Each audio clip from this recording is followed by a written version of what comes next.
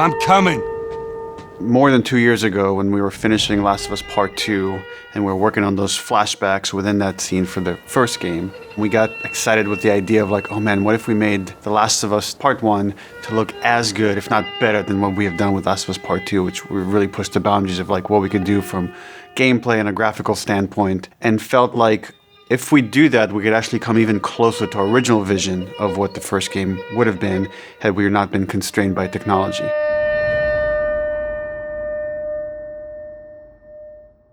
The original creative vision of The Last of Us, I think in a lot of ways was larger than what the PlayStation 3 was capable of.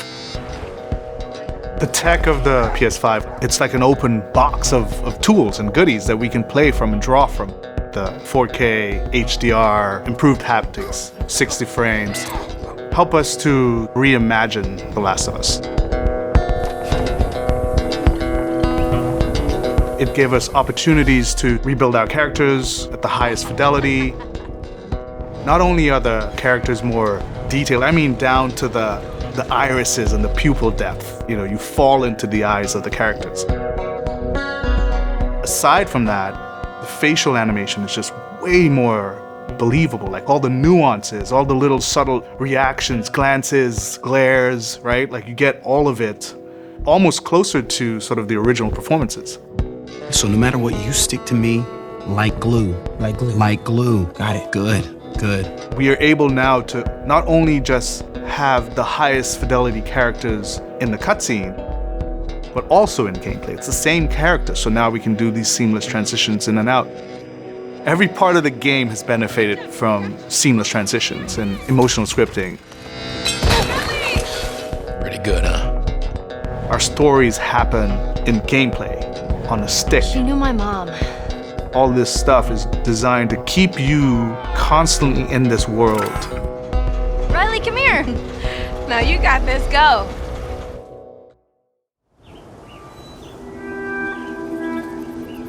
One of the things that the PlayStation 5 is really enabling is that we're able to have a density of physics objects in a scene that we could never do before. Like, this has always been the dream, is to have this number of bumpables, chippables, breakables, destructible objects in a scene. It just makes the world feel rich, makes it feel lived in. Materials can have the properties that you'd expect. The turret truck in Pittsburgh, when it's firing at you and it's just ripping apart the concrete and sending objects flying left and right. Seeing things break, like there's fear, there's a real fear that it invokes. And it's giving us a much more dynamic range of gameplay to play with. Surround him! Our AI tech has just increased incredibly. What we were building the basis off of was The Last of Us Part 2's AI. And it has sophisticated systems for things like the fundamental knowledge model of how these NPCs perceive and understand what the player is much more sophisticated. Now how the enemies are communicating with each other, how they're chasing you, how they're flanking you, how intense that fight feels, it's so much more rewarding coming out of it from the other side.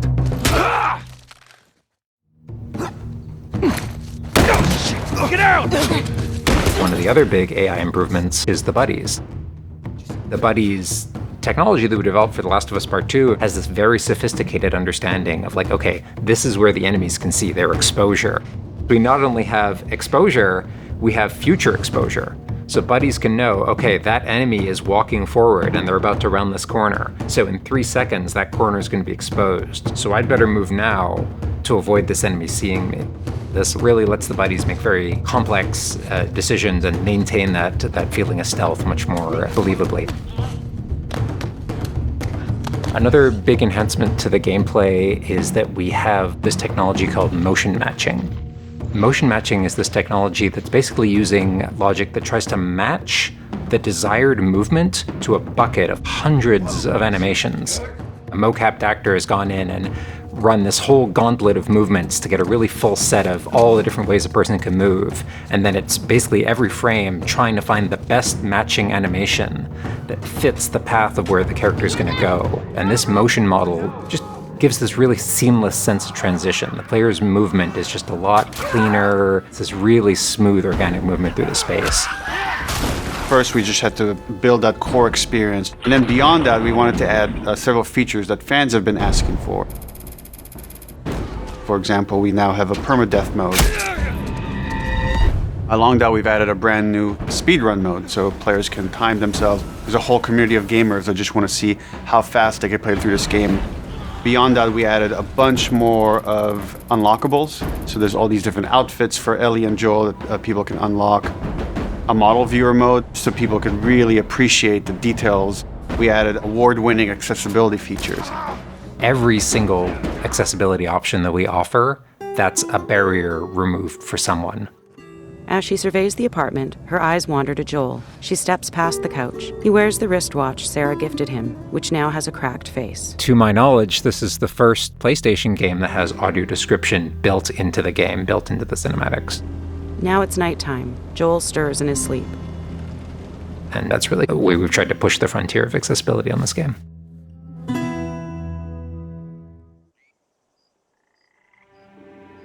So much of the identity of The Last of Us is the world. We revamped completely the art direction. You know, everything from these expansive vistas that not only are they beautiful, but you feel the environments. You feel the environments in a much more visceral way. The rooftops overlooking the Capitol building, for example, like just the breath of fresh air when you go up there and you just like, you feel that sort of release in tension. And then, you know, to juxtapose that down in the tunnels in Wilds, and you get that dank, flooded tunnel feel, that humidity, you can actually feel it. All these environments are just completely reimagined. Now we got our engine on the PS5, those haptics, the 3D audio, the fast loading. It really creates a much more immersive, and because of that, much more emotional experience. One of the things I absolutely love with the 3D audio in The Last of Us Part 1 is being able to hear an enemy before they sneak up on you. And trying to do a stalker fight with the 3D audio is just so much fun. You're hearing them skitter around in a different room, and you're hearing them trying to get up behind you.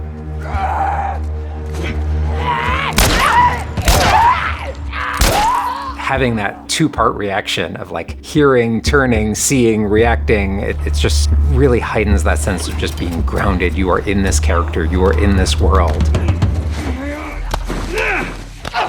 Now, with the PlayStation 5, the amount of control that developers have over the Dualsense, it's really, really cool. All the guns in the game have a variable amount of resistance on the triggers when you aim them. The way it works with the bow is that at the very beginning, when they're starting to draw the bow, there's a little bit of resistance. And then as the bow gets tauter and tauter, the amount of resistance is increasing. And then when you release the bow, you're also getting that resistance going out of the trigger. When you are aiming and firing the shotgun, you're going to get a haptic vibration on the shot. And then what I think is one of the ways that the Dualsense really advances things is you're going to get a haptic vibration on the pump of the shotgun. And what's much more sophisticated about that on the Dualsense is that in effect has a little like speaker in it. And it's playing an audio file that comes through in the vibrations. And those two beats is what you're going to feel on the controller. Looks like a good spot. This also ties in to the new workbench animations. So if you're seeing Joel taking apart a gun or screwing something in or putting a new stock on a gun, that moment where he's like jamming that on, you're gonna get that haptic feedback on that.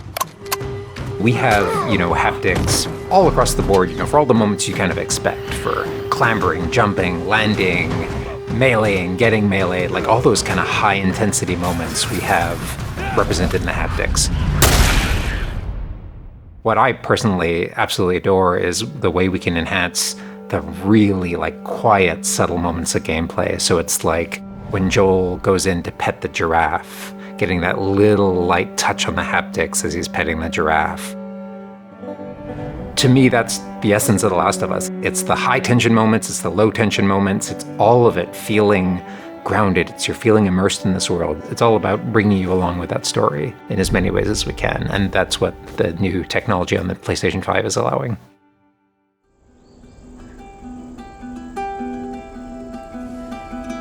Was that everything you hoped for?